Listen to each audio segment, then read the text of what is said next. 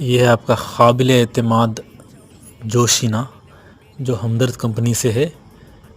आपको ये सर्दी, खांसी, नज़ला, ज़ुकाम वगैरह में आपको बहुत मुफीद और कारआमद साबित हो सकता है। जो आपको बरसों पुरानी यूनानी दवा है। इसका तरीक़ा इस्तेमाल ये है कि आप 100 ml वाटर के अंदर, यानी वार्म वाटर हो, थोड़ा गर्म हो, उसके अंदर आप 10 ml मिक्स कर सकते हैं इस दवा को। फिर उसके बाद आप पी जाएं, या आप स्पून में भी ले सकते हैं। और इसी तरह बच्चों को इसका आधा डोज दें, या एज के हिसाब से आप थोड़ा दे सकते हैं।